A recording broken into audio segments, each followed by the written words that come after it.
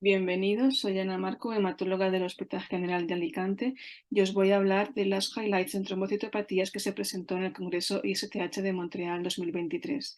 En primer lugar, os voy a presentar una reunión del State of the Art de la función plaquetaria en el mundo de la ómica, que nos depara el futuro, presentado por Andrew Johnson.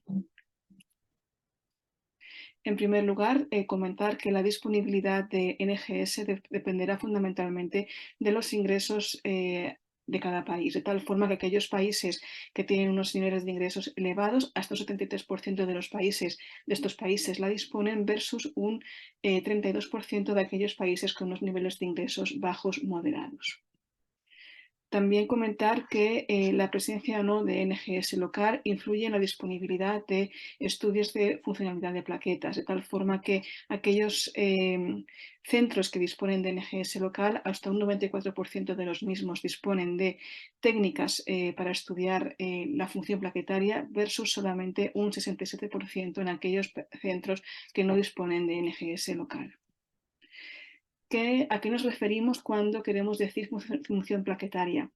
No nos estamos refiriendo al recuento de plaquetas, esto sería la trombocitopenia y sería una alteración cuantitativa, sino que nos estamos refiriendo al estudio de la función plaquetaria, alteraciones cualitativas, y fundamentalmente utilizaríamos agonistas como pueden ser el ADP, el ácido araquidónico o el colágeno de la epinefrina o ristocetina, y fundamentalmente existen dos técnicas: la gregometría mediante transmisión de luz o la citometría de flujo.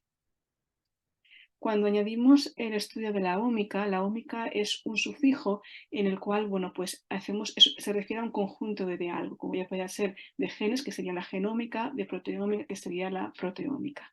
Entonces, podemos hacer un estudio a nivel de DNA y existen determinados genes que se pueden estudiar mediante, por ejemplo, el GWAS o los SNPs también. También tendríamos, una vez que se produce la transcripción, aquí tendríamos el RNA. El RNA, pues podríamos estudiar alteraciones de splicing, microRNAs u otras células como pueden ser las micropartículas.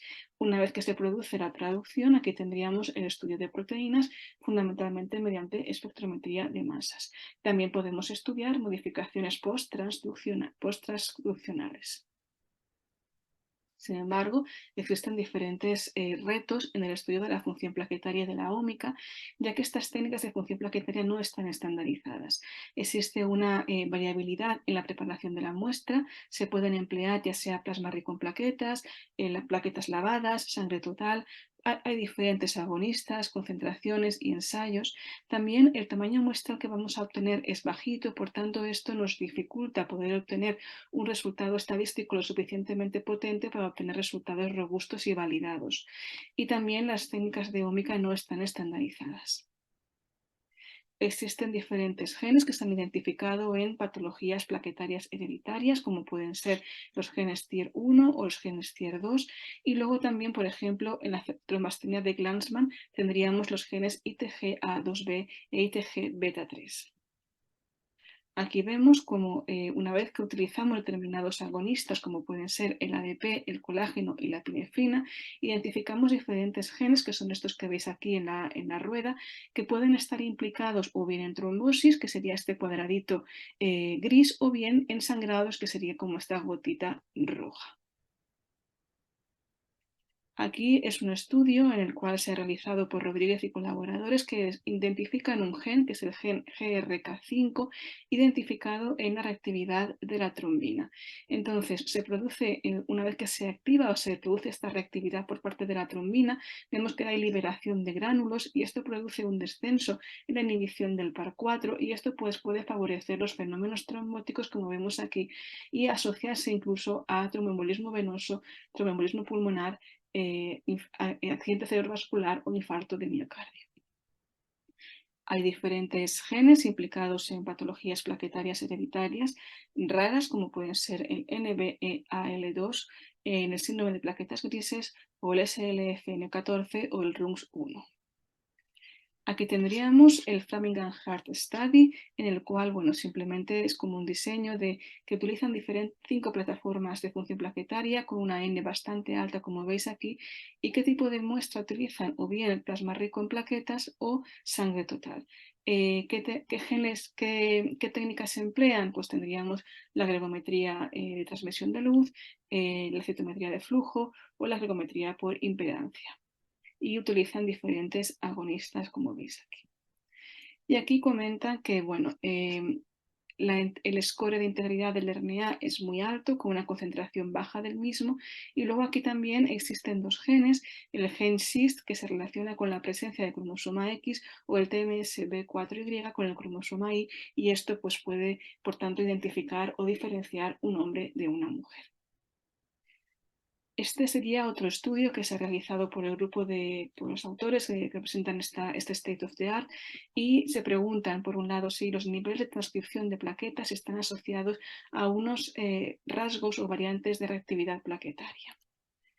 Y bueno, pues destacar esta diapositiva en el cual aquí vemos a la izquierda cuando se produce una baja activación plaquetaria y una alta activación plaquetaria, lo cual se asocia a determinados genes como el CIST-M1 o el V201, etc. Y que estas alteraciones genéticas se asocian a fenómenos protrombóticos o proinflamatorios.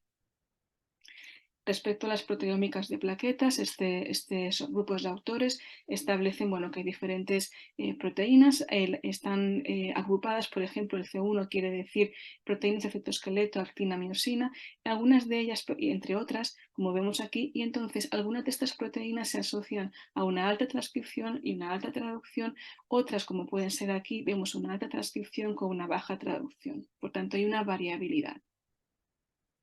Y últimamente, bueno, por último, este otro estudio publicado por Krebs y colaboradores en el JTH en el 2023 incluyen 34 individuos con la alteración o la presencia del gen TIR1. Y entonces, pues bueno, aquí lo que comentan es que identifican diferentes variantes que se pueden asociar, como veis aquí, el GF1B, o estas alteraciones que afectan al citoesquelético se asocian con una mayor variabilidad de proteínas.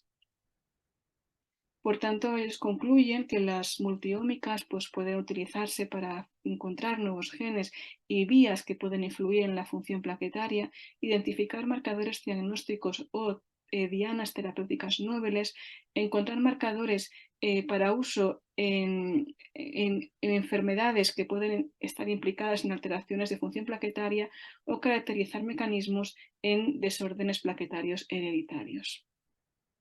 Y a continuación os voy a comentar brevemente una comunicación oral presentada por el grupo de Murcia, y en el cual, bueno, han intervenido diferentes hematólogos españoles. Hablan de cómo las secuencias por nanoporos revelan variantes estructurales en ITG beta 3, en HPS5 y HPS3, permitiendo el diagnóstico genético de trombostenia de Glanzmann y síndrome de Hermansky-Pudlak en 4 pacientes no relacionados. A modo de breve introducción, comentan que la presencia de trastornos plaquetarios hereditarios es heterogénea, es rara y que en ocasiones está infradiagnosticada, que a veces no somos capaces de diagnosticarlos mediante las técnicas habituales, y que por esto los pacientes a veces pues, no están diagnosticados. Hablan de la presencia del uso de nanoporos, pero tenemos que hablan de 4 familias no relacionadas. Aquí tendríamos la familia 1 y familia 2, son 2 pacientes con sospecha de trombostenia de Glanzmann. Aquí sería este varón que tiene una puntuación del ISTH-BAT de 38, es decir, muy alto, con un alto riesgo de sangrado según la escala ISTH-BAT. El recuento de plaquetas es normal.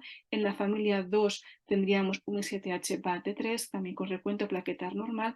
Y familia 3 y 4 serían pacientes con síndrome de Hermansky-Pudlak, y vemos que tiene uno de ellos, una mujer, con un ISTH-BAT de 4 con un recuento plaquetario normal y la presencia de albinismo oculocutáneo. La familia o el paciente propósito número 4 tiene un ISTH-BAT de 0 con unas plaquetas normales, con presencia de albinismo oculocutáneo y angiodisplasia del intestino delgado. Los pacientes con una sospecha de trombostenia de Glanzmann, que serían las familias, acordaros, los pacientes de la familia 1 y familia 2, por las secuencias de alta resolución habituales, pues en el caso de la familia 1 no se detectan variantes en los genes ITGA2B o ITG-beta3. En la familia 2 sí que vemos esta variante que veis aquí. Y cuando aplicamos la secuencia de nanoporos, ellos ven que se ven una serie de variantes estructurales y que casualmente pues, son iguales en ambas familias, que son concretamente aquellas que esta elección, esta inversión y esta duplicación que afectan a los exones 2 a 6. Respecto a los pacientes de las familias 3 y 4, que son aquellos que hay sospecha de síndrome de Hermansky-Pudlak, pues vemos aquí que se identifica una variante mediante la secuenciación de alta resolución y aquí también vemos otra variante. Y cuando aplicamos la secuencia de nanoporos, se identifica una variante estructural en la familia 3, que concretamente una delección de 10 kilobases que afecta a los exones 1 a 6 del HPS5 y aquí una alteración de 3 kilovatios que afecta también al gen HPS5 en el paciente de la familia 4. Por tanto, como conclusiones, la tecnología por nanoporos sobrepasa las limitaciones de las secuencias estándares de diagnóstico de patologías genéticas, permitiendo un diagnóstico genético en patologías plaquetarias hereditarias raras, y esto puede tener un beneficio en el manejo clínico y pronóstico. Y que se han conseguido desvelar nuevas anormalidades moleculares complejas en los genes ITG-beta3, HPS5 y HPS3, permitiendo una mayor diversidad genética en la trombastenia de Gladman y en el síndrome de Hermansky-Pudlak. Que la presencia de una arquitectura idéntica genómica en los pacientes que tienen síndrome de trombastenia de Gladman sugiere que puede haber un efecto fundador. Y luego que la presencia de reordenamientos de genes largos pueden ser un mecanismo patogénico común que pueden influir en el diagnóstico y manejo de las patologías hereditarias plaquetarias. Muchas gracias por vuestra atención.